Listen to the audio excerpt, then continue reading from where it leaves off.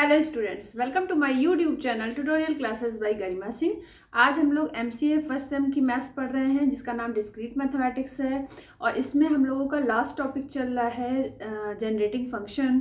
तो आज हम लोग क्वेश्चन करेंगे कि क्वेश्चन होगा हमारा use generating function solve the recurrence relation. तो जनरेटिंग फंक्शन को यूज़ करते हुए हमें रिकरेंस रिलेशन निकालना है। तो इसके हम लोग 3 क्वेश्चन करेंगे। आज हमारा क्वेश्चन नंबर 1 है। तो इसको करने से पहले अगर आपने चैनल को लाइक और सब्सक्राइब ना करा हो तो कर दीजिए और इस चैनल को और बच्चों में भी शेयर करिए जिससे उनको भी पता चले कि एमसीए डिस्क्रीट मैथमेटिक्स का पूरा कोर्स यूट्यूब पे एक ही चैनल पे अवेलेबल है और उस चैनल का नाम है tutorial classes by Garima Singh. आइए देखते हैं। हमारा क्वेश्चन है an is equal to 3 an-1 plus 2 और a0 इनिशियल की वैल्यू गिवन है, a0 की वैल्यू 1 गिवन है। तो इसको करना कैसे है? सबसे पहले हम लोगों को पता है जनरेटिंग फंक्शन gx होता है sigma n is equal to 0 to infinity an x की पावर n, और इसकी सीक्वेंस क्या है? Where gx is the generating function for the sequence an sequence के लिए जनरेटिंग फंक्शन हमारा ये gx is equal to this है। ये हम लोग पढ़ चुके हैं। Multiplying each term in the given recurrence relation by x की पावर n। हम लोगों को ये भी पता है कि ये रिकरेंस रिलेशन an की फॉर्म में गिवन है।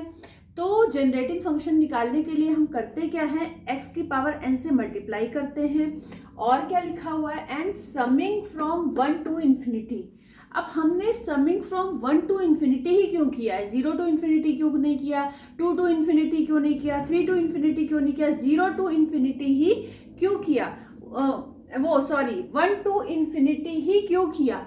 इसका रीजन ये है कि जो a के सबस्क्रिप्ट में वैल्यू लिखी होती है, सबसे पहले आप ढूंढिए कि उसमें सबसे छोटी सबस्क्रिप्ट की वैल्यू कौन सी है। तो an से an ये n-1 वाली वैल्यू n से छोटी है, तो यहाँ पे आप n की जगह ऐसी वैल्यू पुट करिए जिससे कि ये वैल्यू बन जाए 0। तो अगर हम n की जगह पे 1 पुट करेंगे तो ये क्या बन जाएगा? a के सबस्क्रिप्ट में क्या आ जाएगा? 0। और ये देखिए a0 की वैल्यू गिवन है 1। a0 की वैल्यू क्या गिवन है? 1। तो हमने ऐसा क्यों किया कि यहाँ पे 0 आ जाए? क्योंकि a0 की वैल्यू गिवन है 1। ठीक है, तो 1 रखने पे n की जगह जब हमने 1 रखा तो हमको a0 मिला। और ऐसा हमने क्यों किया? क्योंकि a0 की वैल्यू गिवन है। तो इसीलिए समेशन हमने 1 टू इन्फिनिटी लिया। अगर मान लीजिए यहाँ पे हमारी वैल्यू होती, मान लीजिए हमारी यहाँ पे वैल्यू होती क्या वैल्यू होती हमारी? अगर यहाँ पे हमें a1 गिवन होता, a1 is equal to something, तो हमें यहाँ पे a1 लाना होता और यहाँ पे n+1 गिवन होता। तो उस तरीके से हम करते हैं कि हमको क्या मिले? यहाँ पे a1 मिले। ठीक है, तो अगर ये n+1 गिवन होता या n-1 गिवन है, अगर हम यहाँ पे n की जगह 2 पुट कर दें तो 2 पुट कर देंगे तो मान लीजिए हम यहाँ बता देते हैं कि a1 की वैल्यू 1 गिवन होती।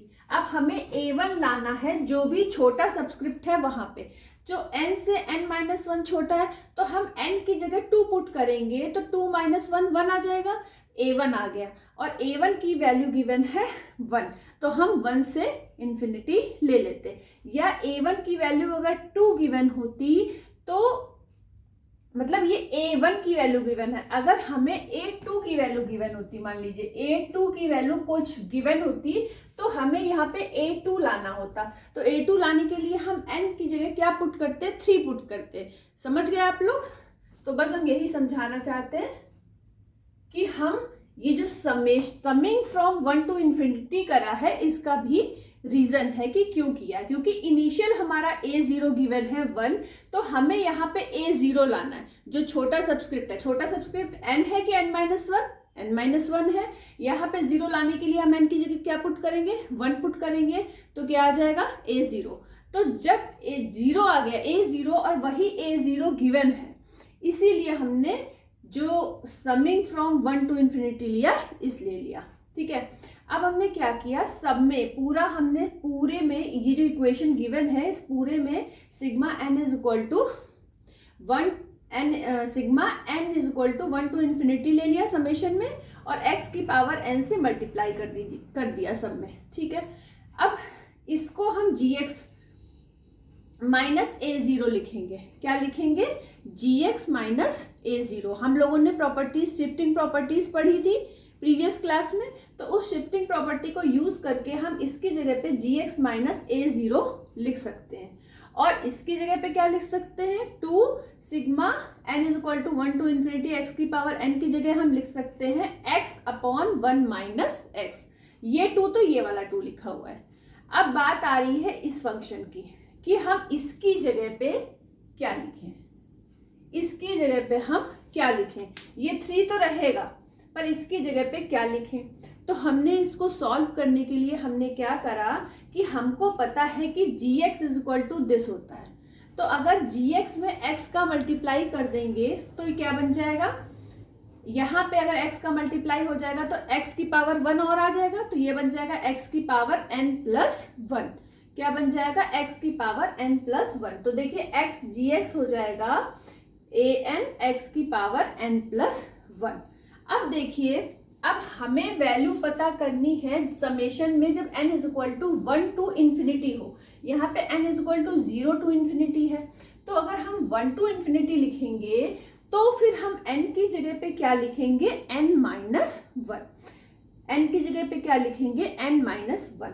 तो जब यहाँ पे आप n माइनस 1 रखोगे और यहाँ पे भी आप n की जगह n माइनस 1 रखोगे, तो यहाँ तो n माइनस 1 रहेगा, यहाँ क्या मिल जाएगा, x की 1 से 1 कैंसिल होके x की पावर n आ जाएगा। तो आपको इसकी वैल्यू रखनी थी, तो मतलब हम इसकी जगह पे x gx लिख सकते हैं, तो हमने x gx इसकी जगह पे लिख दिया। ठीक है, तो ये आपको हमने समझाया, एग्जाम में भी ये आपको लिखना पड़ेगा ये पूरी चीज। ठीक है, तो अब आप इस लाइन से आप इस लाइन पे आ जाओ। ठीक है, तो अब हमने क्या किया, इसमें a0 की वैल्यू पुट कर दी, क्वेश्चन में गिवन है 1, और उस 1 को राइट हैंड साइड पे ले गए तो ये आ गया। इस वाले 3x gx को हम लेफ्ट हैंड साइड पे ले आए, gx कॉमन ले लिया, 1 माइनस 3x आ गया। यहाँ पे हमने एलसीएम लेके सॉल्व करा इन दोनों को, तो 1 plus X upon 1 minus X आ गया। यहाँ पे gx इज इक्वल टू ये वाली वैल्यू अपॉन में आ गई, इस तरीके का कुछ फंक्शन आ गया। अब बाय पार्शियल फ्रैक्शन से हम इस वाले को सॉल्व करेंगे, तो इस वाले को जब हम सॉल्व करेंगे तो a अपॉन दिस लिख लिया प्लस b अपॉन दिस लिख लिया, इसके बाद इस तरीके से कर दिया। ठीक है, एलसीएम ले लोगे तो a के साथ ये वाली वैल्यू, b के साथ ये वाली वैल्यू हो जाएगी, और नीचे वाले दोनों आपस में कट जाएंगे। उसके बाद बचेगा ये। फिर हमने क्या किया कि कांस्टेंट टर्म को इक्वेट कर दिया, इक्वेटिंग कांस्टेंट टर्म। तो कांस्टेंट टर्म यहाँ क्या है 1, यहाँ पे कांस्टेंट टर्म क्या है a प्लस b, तो a plus B is equal to 1 आ गया, इक्वेशन 1 ले ली। अब x का कोफिशिएंट यहाँ पे क्या है 1 है, यहाँ पे x का कोफिशिएंट क्या है माइनस a, यहाँ पे माइनस 3b, इक्वेशन 2 बन गई। इक्वेशन 1 और 2 को जब सॉल्व करा तो a की वैल्यू 2 मिल गई, b की वैल्यू माइनस 1 मिल गई, तो वो वैल्यू हमने यहाँ पे पुट कर दी। ठीक है, और इसकी जगह पे ये किसकी जगह पे लिखा हुआ था, gx की जगह पे, तो इसकी जगह पे हमने क्या लिख दिया, gx लिख दिया। यहाँ पे a और b की वैल्यू पुट कर दी तो ये मिल गया। ठीक है, अब हमको सिग्मा की फॉर्म में लिखना होता है, क्योंकि हम जनरेटिंग फंक्शन निकाल रहे हैं। रिकरेंस रिलेशन को use generating function solve the recurrence relation. ठीक है, तो अब हमको पता है कि gx इज इक्वल टू ये लिख सकते हैं, ये देखिए लिखा हुआ है। ठीक है, अब इस फॉर्म में अगर लिखा हुआ है 2 अपॉन 1 माइनस 3x, तो इसको हम कैसे लिखते हैं, 2 तो एज इट इज रहेगा, सिग्मा 0 टू इन्फिनिटी आ जाएगा। अब ये 3x है, ठीक है, तो x के कोफिशिएंट में हम पावर n लगाएंगे, 3 की पावर n और x की पावर n, माइनस ये वाला माइनस है, फिर 1 को लिखने की जरूरत नहीं, sigma n is equal to 0 to infinity x की पावर n, x का कोफिशिएंट 1 है, उसको लिखने की जरूरत नहीं कि 1 की पावर n 1 ही होता है, तो x की पावर n। अब हम क्या करेंगे, यहाँ से इस वाली इक्वेशन में sigma n is equal to 0 to infinity और x की पावर n को कॉमन ले लेंगे, तो अंदर a वाले टर्म क्या बचेंगे, 2 इंटू 3 की पावर n माइनस 1। ठीक है, an हमारा इस पूरे में an क्या है हमारा, अगर हम सिग्मा ये और यहाँ से x की पावर n और sigma n is equal to 0 to infinity common ले लेंगे, तो बचेगा क्या, 2 इंटू 3 की पावर n माइनस 1, an की वैल्यू है, विच इज रिक्वायर्ड सॉल्यूशन। तो हमें ये an की वैल्यू निकालनी होती है, क्यों, क्योंकि हमें करना क्या है, use the generating function solve the recurrence relation. तो रिकरेंस रिलेशन को हमने सॉल्व करके an की वैल्यू निकाल दी। इस तरीके से हमारा ये वाला आज का क्वेश्चन हो गया। एक क्वेश्चन और है, बहुत छोटा सा है, उसको हम आज बताएंगे और इसके बाद हम लोगों की 2 क्लास बचेगी, 2 क्लास के बाद हम लोग का कोर्स फिनिश हो जाएगा। ठीक है, तो फटाफट नोट डाउन करिए।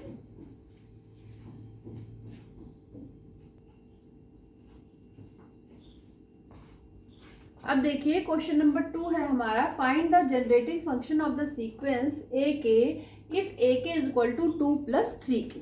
ठीक है, तो हम लोगों ने पढ़ा था कि अगर सीक्वेंस 1 हो, मतलब अब 2 का कोफिशिएंट क्या है, 1 ही है। ठीक है, तो 1 हो तो उसका जो है जनरेटिंग फंक्शन क्या होता है, 1/1 माइनस एक्स होता है। तो यहाँ पे इस वाले का जनरेटिंग फंक्शन हमने ले लिया f(x) इज इक्वल टू 2 तो लिखा ही जाएगा 1/1 माइनस एक्स, और 3k, जब k होता है तो जनरेटिंग फंक्शन क्या होता है, x/1 माइनस एक्स का होल स्क्वायर। जो आपको चार्ट बनवाया था उसमें ये वैल्यूज लिखी हुई हैं, x/1 माइनस एक्स का स्क्वायर। तो यहाँ पे 3 फिर x/1 माइनस एक्स का स्क्वायर। अब दोनों जनरेटिंग फंक्शन को आप ऐड कर दो, क्योंकि इक्वेशन में 2 प्लस 3k है, तो 2 का और प्लस 3k का दोनों का ऐड कर दीजिए, तो ये टोटल जनरेटिंग फंक्शन निकल गया इस सीक्वेंस का, a के इज इक्वल टू।